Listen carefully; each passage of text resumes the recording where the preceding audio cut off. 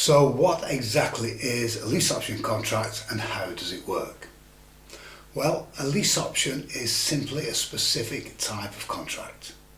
They've been used for many years in the USA and Australia, and they're now finding popularity in the UK as well. It's simply a combination of two main contracts, a lease and an option to buy, lease option. You negotiate a term for the lease of anything from a few months up to 20 years, although the average at the moment is about 7 to 10 years. And you agree to lease the property from the vendor for up to that time. That's known as the option.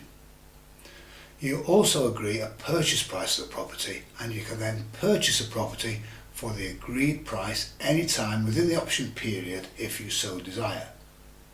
The point is, you have the option to buy, but not the obligation. You don't have to buy if you don't want to, but if you do want to buy, the seller cannot refuse to sell. Now, often our vendors will be homeowners who, for one reason or another, have fallen into financial hardship.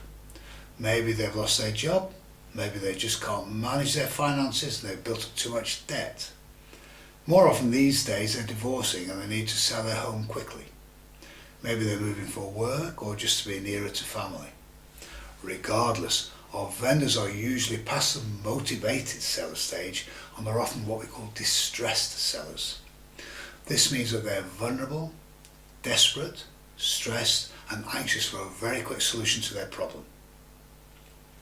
Now, unscrupulous investors may well see this as an opportunity to extract the very maximum from the vendors and screw them for every penny they can. I warn you against using this tactic, however, because it may well be your undoing. Let's look at it from the legal point of view.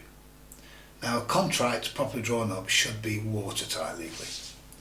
Many contracts aren't, however, and attempting to use a contract downloaded from the internet, usually from America, and adapting it for your own use is asking for trouble. Off-the-shelf contracts can cause problems down the line as well. Much better to spend a little time and money and get it right from the start. But even assuming your contract is watertight, it can still be contested in court on the grounds of unfairness. Fairness rules in law. Judges are directed to look at cases from the point of view of, is it fair and is it reasonable? The courts can and do overturn contracts because of unreasonable terms contained within them. A signature on a contract means nothing if the contract is deemed to be unfair. In the PDF attached to this module, I give a more in-depth explanation of what an unfair contract is and how you can make your contracts so fair that they will never be contested in court. Being fair is good for a number of different reasons too. I mean, it's easy to sell the concept in the first place if the contract is fair. The vendor is always going to feel very happy with the deal and he is very unlikely to contest the contract, and if he does, he's very unlikely to win anyway, as you've obviously not been unfair or unreasonable in your terms. But also he's very likely to recommend you to other people that he knows who fall into similar circumstances, so you do more business. And of course you sleep easier knowing that you're an honest and ethical business person, don't you? A lease option, indeed any deal, should be a win-win situation. Don't underestimate the power of doing good and helping people. You definitely do not want people thinking bad things about you or wishing bad things upon you. You've heard the expression, what goes around comes around? Well, believe me, it's true. You do the dirty on people in this life and it has a habit of repaying you in spades. Keep it clean and keep it honest. You'll be far more successful. So, we lease their property for a number of years and in return we pay their mortgage, council tax and look after any maintenance. Now the difference between those outgoings and the rental income we receive is our profit.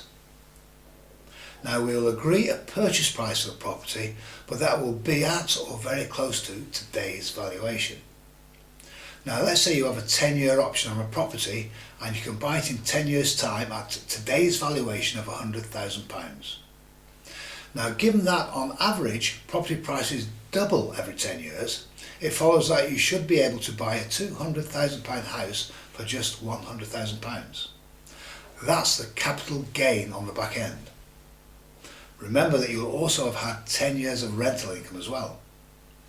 And in fact, you don't even have to buy the property yourself. You can just act as the agent and sell it on to someone else and keep the profit. Saves having to pay stamp duty as well. Remember what I said about keeping it fair though. So by now you should be seeing the potential of profit here. But is it really as simple as that? And if we have the money, why don't we just buy a house? I'll show you why in the next module.